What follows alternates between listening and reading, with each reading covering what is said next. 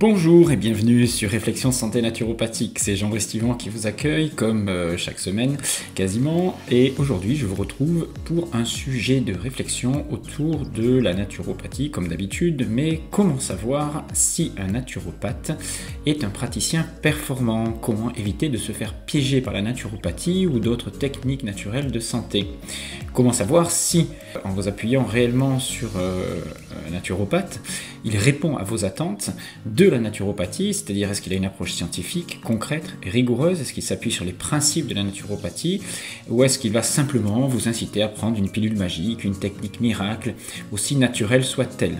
Et puis vous, quel type de consultant êtes-vous ? Qu'attendez-vous d'une rencontre avec un naturopathe? Alors juste avant de démarrer, deux petites nouveautés en ce début d'automne. Je vais essayer de répondre un petit peu plus à vos questions à travers les commentaires. Donc n'hésitez pas à en mettre davantage et peut-être à poser des petites réflexions. Je vous rappelle toujours que les formations sont accessibles toujours en Skype, on en reparlera tout à l'heure, ou en audio. Vous pouvez acheter donc, les formations que je propose dans la formation d'essai de naturopathie que je dirige depuis une vingtaine d'années. Et une nouveauté, voilà, cette nouveauté de fin 2022, c'est ma reprise de consultation, de coaching, que ce soit à distance ou en cabinet. Alors attention, je ne pourrai pas répondre aux attentes de tout le monde, je ne suis pas disponible pour tout le monde, je préfère sélectionner certains consultants, certains patients et les suivre davantage, plus précisément, que me m'éparpiller avec beaucoup de consultations. Et j'ai d'autre part des collaborateurs, des gens que j'ai formés, qui ont des compétences dans certains domaines, même supérieures aux miennes, en approche psychobiologie des maladies par exemple, dans certains domaines de suivi, et je peux vous renvoyer vers eux si vous m'appelez et que je suis débordé. Alors, le sujet du jour. Beaucoup de personnes font confiance aux naturopathes, qu'ils vont voir croyant trouver vraiment un expert, une expertise dans les techniques de santé naturelle. Quelqu'un qui va les conseiller pour leurs maux du quotidien, leurs troubles chroniques. Sa responsabilité, vous comprenez qu'elle est grande, et face aux attentes qui vont toucher ce qui est le plus cher en vous, c'est-à-dire votre santé, la chose la plus importante de votre vie, il ne va pas falloir vous tromper. Quand vous allez chercher un naturopathe qui va vraiment vous conseiller pour modifier ce niveau de vitalité, ce niveau de santé. Alors le risque est donc assez grand quand même de se tromper, d'autant plus que les formations autour de la naturopathie aujourd'hui ne sont pas tout à fait identiques les unes vers les autres, même s'il y a eu à un moment donné Marchesso qui a essayé d'uniformiser ces formations en basant la naturopathie sur des principes, sur des cures bien précises, mais on va voir qu'elles ont une conception, une approche qui est aujourd'hui un petit peu dépassée. Il faut bien comprendre que les différentes conceptions de la santé, les différentes approches font qu'il va y avoir une autre vision de la maladie ou de la santé d'un naturopathe à un autre. Donc comment savoir si son approche ne va pas vous mettre en danger et est-ce que ça va répondre réellement à vos besoins? C'est pas toujours évident. Alors je précise que ce soit dans le domaine de la médecine, de la diététique ou d'autres spécialités médicales, les problèmes sont exactement identiques. Tous les médecins s'appuient sur des théories, des données qui ont l'impression d'être scientifiques mais qui ne le sont absolument pas, ou alors des données qui sont entièrement, complètement dépassées depuis longtemps. Dire aujourd'hui, par exemple, que nous devons consommer 50% d'apport glucidique dans notre alimentation, que les graisses saturées sont dangereuses pour l'alimentation, alors que des peuples dans le monde se nourrissent que de graisses saturées depuis toujours en étant en très bonne santé, que le cholestérol est une mauvaise molécule, alors qu'aujourd'hui, même aux États-Unis, dans les plus grands centres de nutrition, on remet sur le devant de la scène l'importance du cholestérol dans notre alimentation.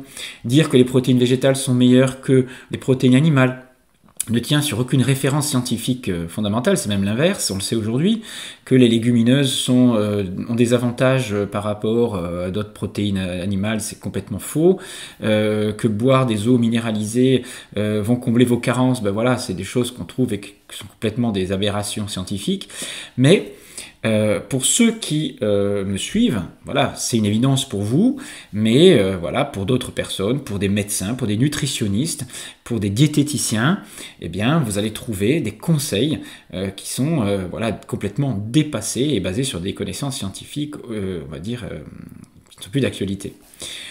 Donc commençons par nous positionner. En tant que consultant, vous allez voir un naturopathe, vous avez des attentes. Alors, quel type de consultant vous pouvez être? Alors, il y a deux grands types de consultants, caricatural, hein, bien sûr. Il y a les déçus de la médecine, qui arrivent avec leurs bobos, leurs souffrances, et la médecine n'est pas arrivée à les soulager. Ils ont un traitement soi-disant à vie, mais ils ne s'en contentent pas, ils aimeraient trouver une autre solution, et ils attendent un traitement miracle qui soit naturel, parce qu'ils ont entendu dire que la naturopathie pouvait proposer des choses alternatives, etc. Mais ils n'ont, eux, pas de connaissance réelle de ce qu'est la naturopathie. Ils attendent la pilule magique, le traitement magique, la petite passe magnétique, le petit truc qui va les soulager momentanément. Et en général, ils courent de thérapeute en thérapeute en cherchant celui qui aurait la solution miracle à leurs problèmes. Sachant que ce type de consultant n'a pas une compréhension de ce qu'est la maladie, n'a pas d'approche globale et n'est souvent pas capable de remettre en cause son hygiène de vie, son mode de vie. Alors bien sûr, les résultats sont rarement bons avec ce type de consultant, surtout qu'il n'arrive pas à suivre la réforme en profondeur que va proposer le naturopathe. Ensuite, vous avez l'opposé, vous avez les experts de la santé, les consultants qui viennent et qui savent tout déjà.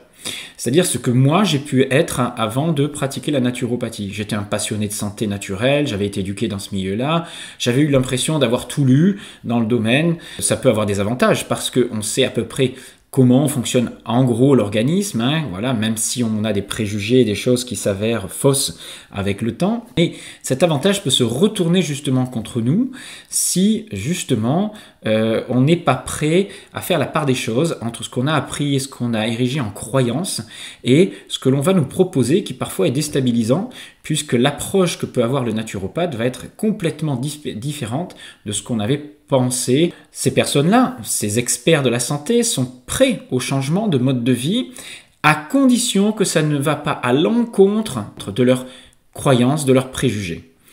Alors le problème, c'est que s'ils ont appris certaines choses, ça peut les enfermer dans un courant de pensée et ils vont avoir du mal à évoluer. Ils vous disent, je sais déjà qu'il vaut mieux manger ceci ou cela, que ma maladie, elle vient de mon stress au travail ou que c'est dans ma relation, que je consomme trop de glucides, que j'ai trop de graisse, que j'ai trop de ceci, pas assez de cela.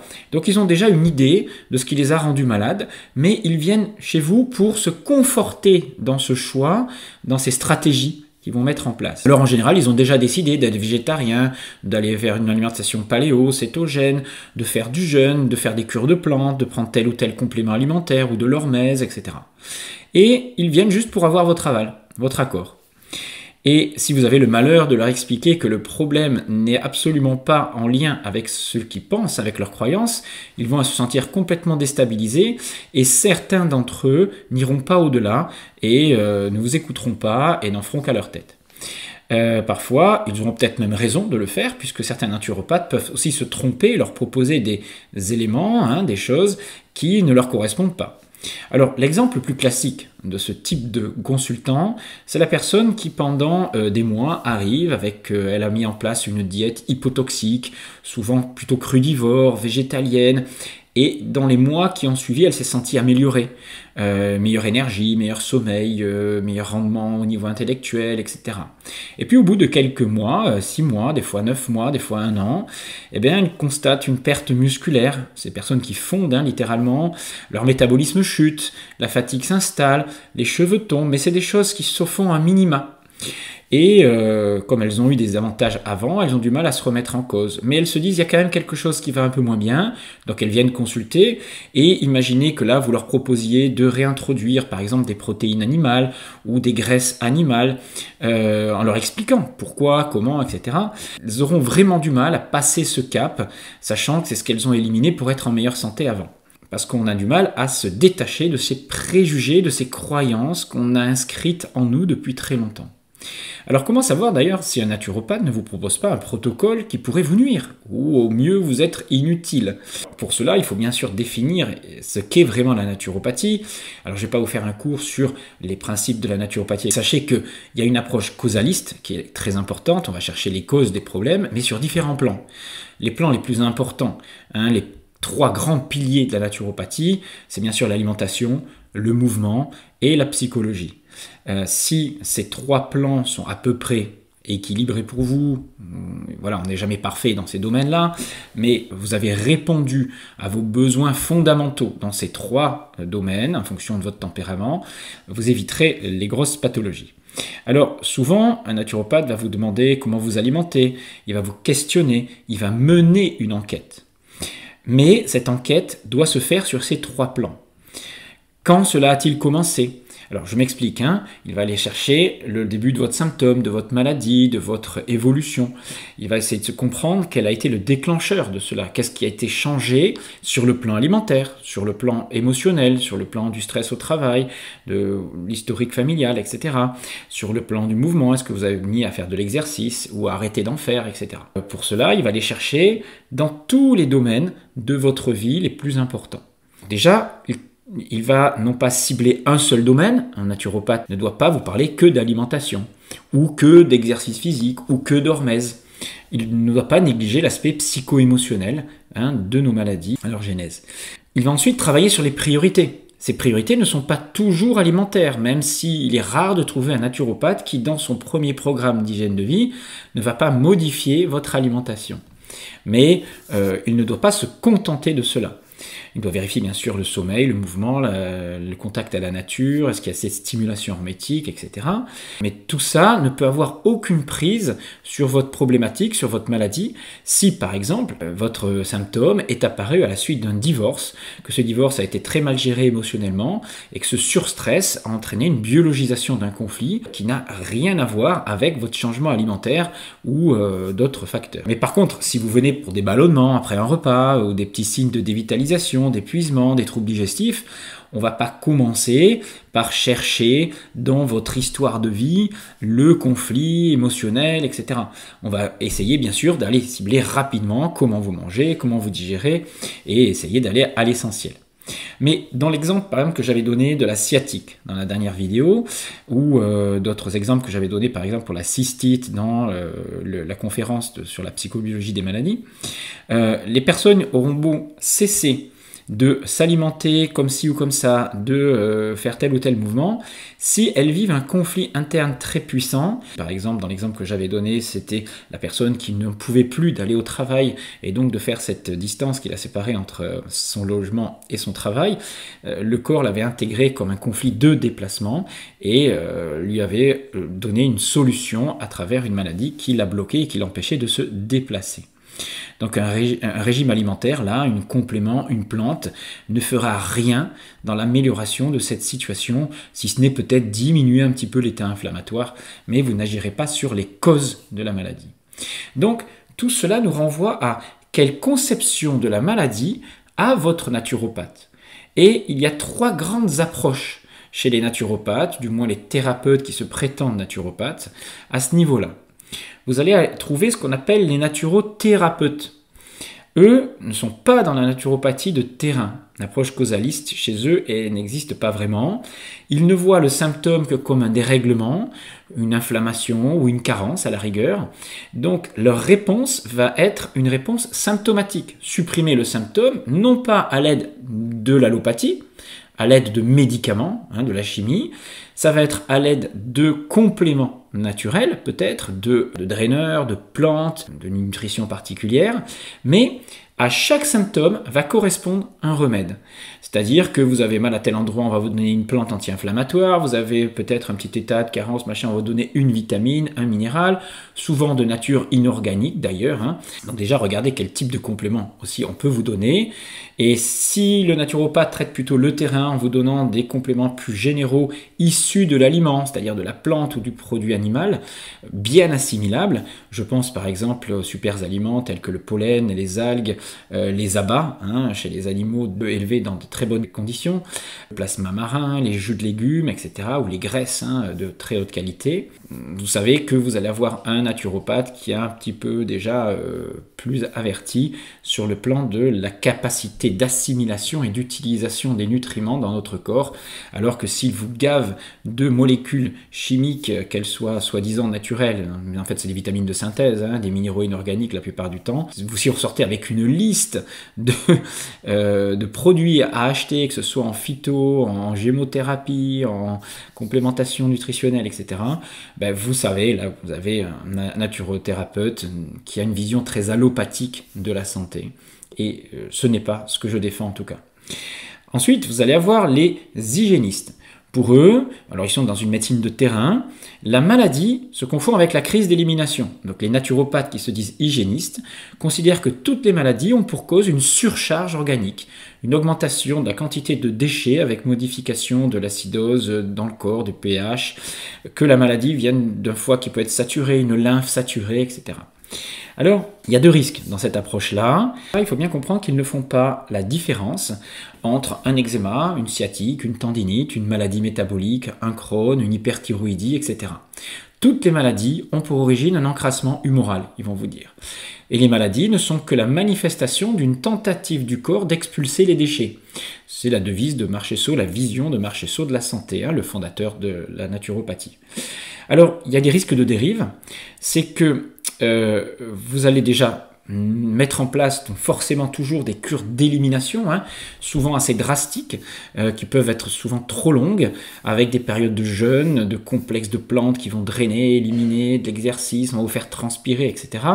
Alors il y a un risque de perte de vitalité, d'épuisement. À travers ça, ils pensent que vous allez guérir de tout. Hein. Voilà, moi c'est pas ce que je pense en tout cas. Quoi qu'il arrive, de toute façon, vous êtes encrassé, donc une alimentation hypotoxique sera intéressante. Mais imaginez par exemple que vous ayez un enfant qui souffre de polyarthrite rhumatoïde. Un enfant de 10 ans qui a un mode de vie, on va dire, normal, n'a pas le temps d'avoir un encrassement terrible ou un épuisement, sachant que pour faire une polyarthrite rhumatoïde, bien sûr, il faut avoir, on va dire, une base génétique particulière. Mais chez ces personnes-là, d'hypersensibilité au niveau peut-être intestinal, etc., ils vont avoir des déclencheurs. Mais ce n'est pas parce que vous avez une polyarthrite rhumatoïde que vous êtes forcément en mauvaise santé. Moi, je peux vous donner l'expérience. J'ai fait une lombalgie récemment, mais en même temps, je n'étais pas en mauvaise santé, je ne me sentais pas encrassé, je sentais avoir une forme exceptionnelle, mon sommeil était de qualité à ce moment-là, j'étais très lucide intellectuellement, je pouvais abattre une quantité de travail intellectuel où j'arrivais même à faire de la gymnastique à charge lourde, de la musculation allongée, hein, voilà, même avec ma lombalgie qui était assez douloureuse au quotidien, une petite inflammation locale, je faisais de l'exercice en suspension, etc. Je n'avais pas d'autres symptômes et voilà. Je n'ai rien modifié dans mon alimentation qui a fait que je me suis encrassé à un moment donné ou dévitalisé. J'ai même une amie qui a 60 ans, faisait des trails. Alors elle fait toujours des trails, elle a 61 ans maintenant, elle fait des trails de plus de 100 km et elle avait un cancer du sein, elle avait une boule dans le sein, c'était un cancer, elle a été traitée ensuite, mais pendant cette phase de cancer, enfin avant d'être traitée, eh bien, elle a continué de courir, de faire des trails de 100 km. Plan organique, elle était en super forme, c'était exceptionnel, elle avait une hygiène de vie hyper drastique, hyper suivie, pour faire des efforts comme ça à 60 ans, il faut imaginer, hein, elle gagne tous les podiums, elle fait tous les podiums de l'Europe, là, il faut bien comprendre qu'elle avait une maladie métabolique importante, un cancer. Donc si elle était vraiment encrassée, dévitalisée, elle n'aurait pas pu faire des trails de 100 km à son âge. Bien sûr que cette approche va être intéressante, le fait de nettoyer l'organisme, désintoxiquer l'organisme, etc. C'est important, mais vous aurez momentanément peut-être une baisse des symptômes, une amélioration de l'état inflammatoire, etc. Les diètes hypotoxiques, il faut les faire à un moment donné, le jeûne, l'hormèse, tout ça sont des choses qui fonctionnent très bien pour améliorer votre vitalité, mais n'allez pas croire qu'avec ce système-là, vous allez guérir de toutes les pathologies et vous allez éliminer voilà, les causes de toutes vos symptômes. Je reviens sur cette vision que la maladie est en relation avec des toxines. Quand vous posez cette question, mais de quelles toxines vous parlez ? Les naturopathes, certains naturopathes vont vous dire, bah oui, ce sont des toxines, on va parler de mucus, de sel, d'acide dans l'organisme, etc. Mais en fait, dans la réalité, dans la biologie, si vous faites des analyses du liquide extracellulaire, des choses comme ça, il n'évolue pas. les cellules dans lesquelles baignent vos liquides interstitiels, le liquide interstitiel, on appelle ça, ou le liquide intracellulaire, ou la lymphe. Dans les prélèvements, en fait, il n'existe pas ces toxines. Elles ne sont pas objectivables. Les seules toxines qui existent, ce sont ce qu'on appelle des xénobiotiques. Et votre corps est capable de les métaboliser uniquement dans le foie. Il les modifie en molécules moins dangereuses pour l'organisme. Et puis elles sont ensuite éliminées par le rein. Alors oui, soutenir un foie en lui apportant des éléments qui vont le permettre de bien travailler, c'est important. Mais ça ne va pas être forcément en relation avec votre maladie ou les causes de toutes vos maladies.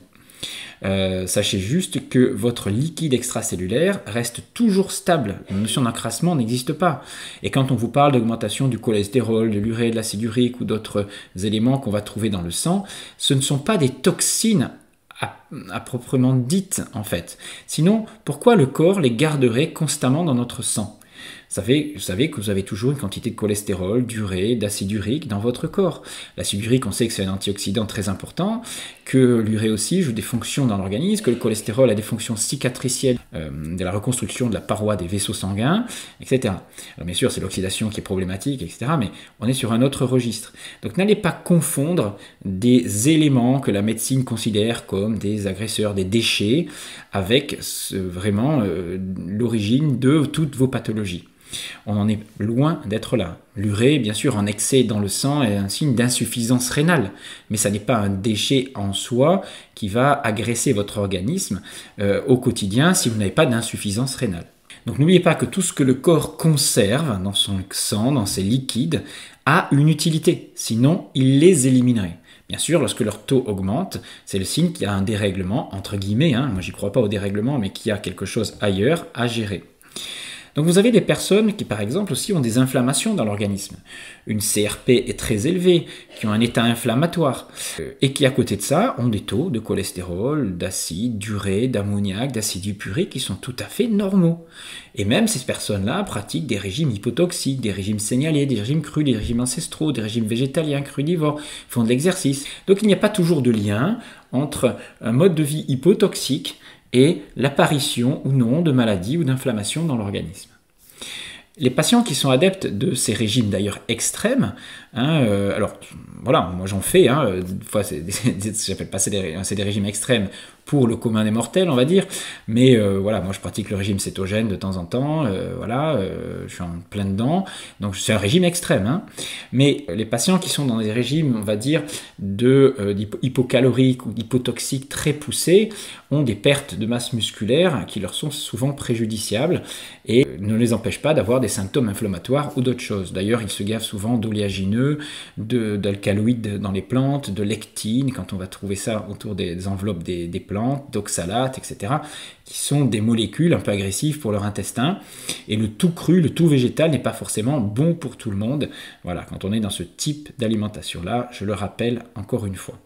Et d'autre part, ils n'interviennent absolument jamais sur le stress, sur l'origine émotionnelle de conflits qui auraient pu se biologiser et créer des souffrances dans leur organisme. Donc, méfiez-vous des naturopathes qui ne vont vous proposer qu'un système alimentaire extrême basé sur l'élimination des toxines ou des stimulations, des drainages, où vous n'allez faire que ça. Alors bien sûr, on peut le faire pendant un temps. Moi, je ne suis pas contre de temps en temps aider le rein à mieux éliminer, mais l'élimination réelle, elle démarre dans la cellule, et c'est à ce niveau-là qu'il faut aller chercher des stimulations ou laisser du moins de l'énergie arriver à nos cellules pour faciliter l'élimination. Donc c'est une remise en cause de tout notre mode de vie, de tout mode de dépense énergétique, et d'autres facteurs. Donc méfiez-vous des naturopathes aussi qui oublient le mouvement et qui ne vérifient pas votre contexte de vie, votre contexte relationnel, votre capacité à vous réaliser dans ce que vous vivez. Pour moi, il y a 3-4 grands points qui sont importants dans la qualité pour devenir naturopathe. Je reviendrai sur le 3e type de naturopathe tout à l'heure. Un bon naturopathe, d'abord, doit avoir une écoute. Comprendre le problème de la personne qui vient, c'est-à-dire ne pas anticiper, mais bien écouter ce qui dérange la personne. Souvent, il faut même écouter ce que la personne ne vous dit pas, ce que son corps vous montre de lui, de son état de forme, de santé, mais aussi à travers son discours, comprendre que derrière, il y a parfois des problématiques que votre patient, votre consultant, on dit, n'ose pas vous dire parce que c'est culpabilisant, voilà. C'est souvent à l'origine vraiment de la pathologie, de son problème de santé. Ensuite, écouter, ça ne veut pas dire ne pas imposer tel ou tel régime, exercice, de cure, technique d'hydrothérapie, etc. Tout ce que vous allez proposer, et non pas imposer, doit se faire en relation avec le consultant. Donc vous, quand vous êtes consulté, le naturopathe doit vous demander si ça c'est réalisable, si cette technique vous pensez pouvoir la réaliser, combien de fois par semaine, à quel niveau d'intensité, etc. Et ce sera d'autant plus réalisable pour vous que vous auriez compris son intérêt. Si la personne ne vous explique pas l'intérêt de faire tel ou tel régime alimentaire, telle ou telle technique naturelle de santé, vous n'en comprendrez pas le sens, bien sûr, et vous ne vous impliquerez pas dans cette donnée-là.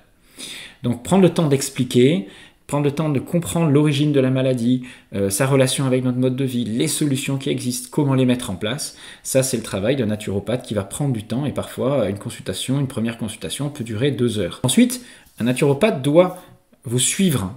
Il ne suffit pas de proposer un protocole, de vous lâcher dans la nature. La plupart des gens ont besoin d'être accompagnés et surtout, il y a besoin d'avoir des ajustements au cours de la mise en place de ce protocole.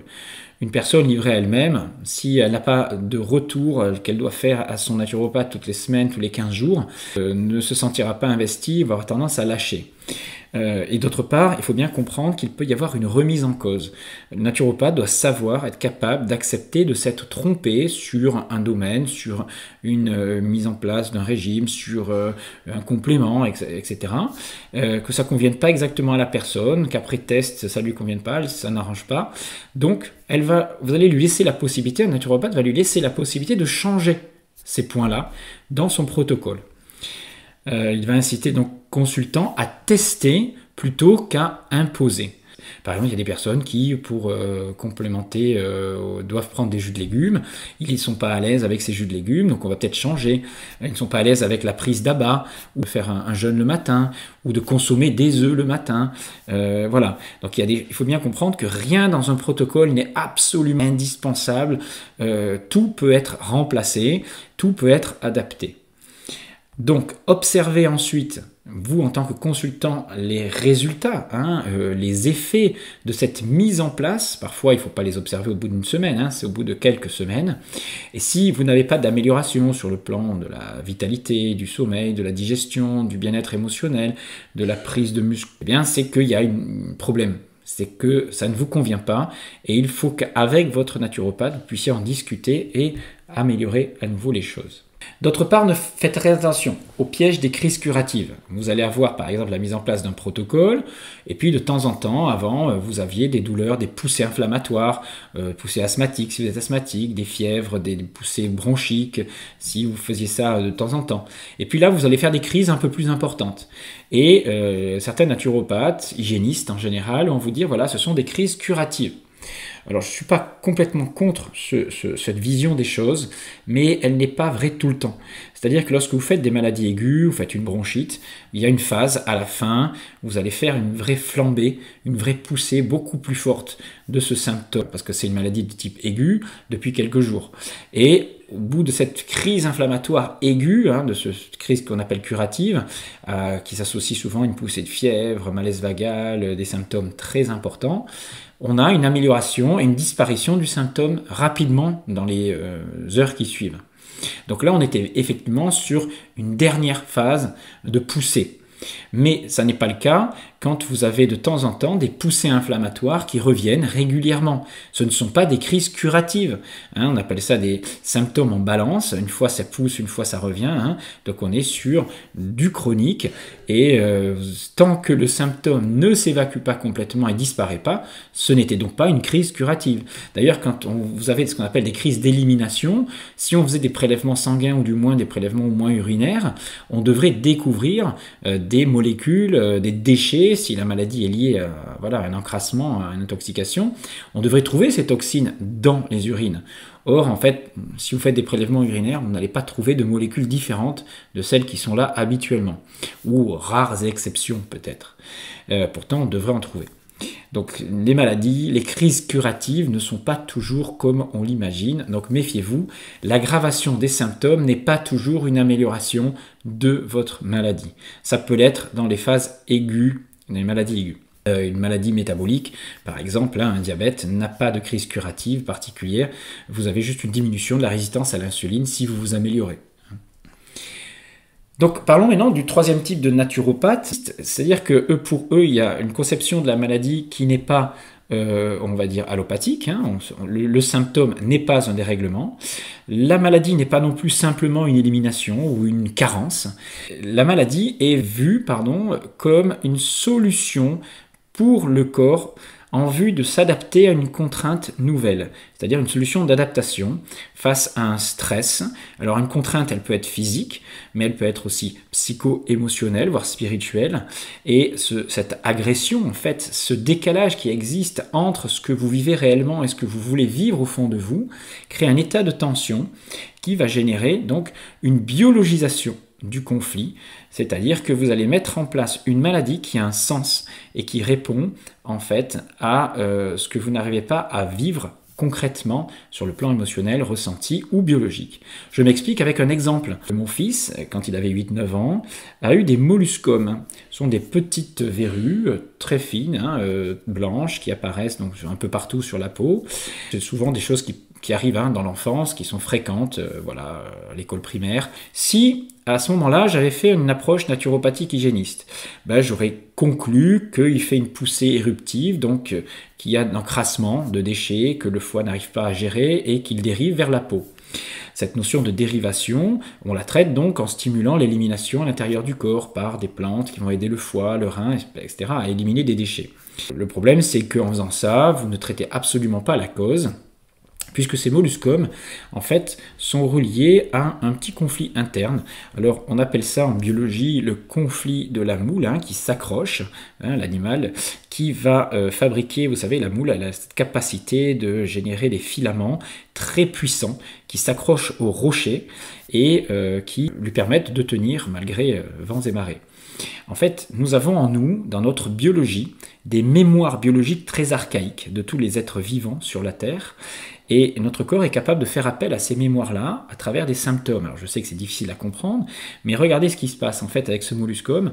Ce molluscome, c'est comme si votre corps cherchait à accrocher quelque chose. On pense que les enfants vivent souvent des conflits de séparation, c'est vrai, et qu'ils se traduisent souvent par des eczémas. C'est vrai, mais pas que. Il y a d'autres façons d'exprimer des conflits de séparation au niveau cutané.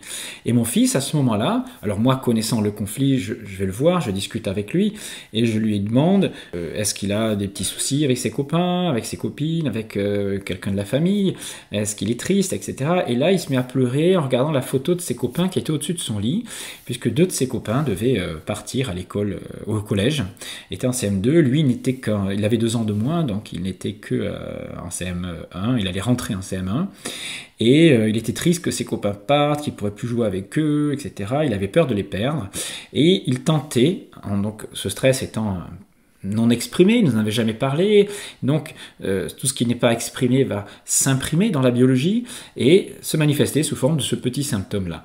Et donc on l'a rassuré, on a discuté avec lui, il a pu se livrer, il a pu décharger émotionnellement ce surstress-là, qui était important pour lui, on a mis du sens, et on l'a rassuré sur le fait qu'il pouvait revoir ses copains, il a trouvé une solution, voilà, et le lendemain, tout a disparu. Si, à ce moment-là, nous avions donné un traitement, en même temps qu'on lui ait parlé, exprimé les choses, etc. Eh bien, on aurait dit « Ah, vous avez vu, ce traitement, il est miraculeux. » Mais imaginez qu'on ne lui donne pas de traitement, qu'il vive ce stress-là, et puis qu'à un moment donné, au bout de quelques mois, eh bien, ça passe. C'est-à-dire qu'il se dit « Bon, mes copains, ils partent, mais je les reverrai. » tout ça. Il trouve une solution à ce conflit-là, mais complètement inconsciente, sans savoir qu'il y ait de lien entre ce qu'il vit et ses molluscomes. Puisqu'il trouve une solution, les molluscomes auraient disparu. Et si à ce moment-là, on avait utilisé une passe énergétique, un complément alimentaire, on lui aurait donné un médicament ou une pommade ou n'importe quoi, on aurait dit, c'est ça qui a guéri l'enfant. Vous comprenez? C'est-à-dire que parfois, on s'attribue des résultats qui sont liées uniquement à des changements internes, qui sont en fait des auto-guérisons, puisqu'il n'y a que des auto-guérisons. Bien sûr que ces techniques naturelles ou ces techniques chimiques ou ce que vous voulez peuvent nous aider à passer des caps, mais ne sont pas la solution profonde à nos conflits, à nos maladies. Il suffit d'apporter ce qui correspond à mes besoins fondamentaux pour éliminer nos symptômes. Alors, vous comprenez qu'un naturopathe ne doit pas non plus être scolaire, je finirai là-dessus, appliquer bêtement des cures de désintoxication, revitalisation suivant des protocoles identiques envers tout le monde, sans regarder tout le contexte, l'applicabilité de tout cela. Bien sûr, ça ne peut pas marcher. Une qualité qui est sans doute pour moi la plus importante, les deux qualités les plus importantes, c'est l'humilité, puisqu'on travaille sur l'homme et l'homme est dans une complexité à laquelle on n'a pas toujours accès, donc se remettre en cause, et surtout garder la confiance dans la force vitale autoguérisseuse qui caractérise, on va dire, le vitalisme sur lequel s'appuie le naturopathe. Sans rejeter bien sûr l'utilité en situation d'urgence de la médecine ou d'autres techniques naturelles ou chimiques qui pourraient sauver les personnes à un moment donné. Voilà, si vous avez aimé cette vidéo, si vous aimez ce genre de travail, n'hésitez pas à liker, à mettre des étoiles, abonnez-vous. Et le meilleur moyen de me soutenir, c'est de participer à l'une ou l'autre de mes formations, des stages que je propose, que ce soit en direct, en Skype ou en achetant mes audios. Les tarifs sont très très abordables. Voilà, c'est le meilleur moyen pour vous de vous enrichir et moi de m'apporter aussi de quoi vivre. Voilà, et de continuer à faire tous ces podcasts. On sera gagnant-gagnant. Sachez que ces formations sont des contenus qui sont remaniés depuis 20 ans. 20 ans que j'enseigne la naturopathie, plus de 20 ans avec une approche de la psychobiologie. Tout ça, c'est enrichi de la psychobiologie des maladies. Vous trouverez tous les programmes sur alsacenaturo.com. Sachez aussi donc que je reprends les consultations à distance ou dans mon cabinet. Et vous retrouverez donc mes coordonnées sur alsacenaturo.com. Je vous dis à très bientôt.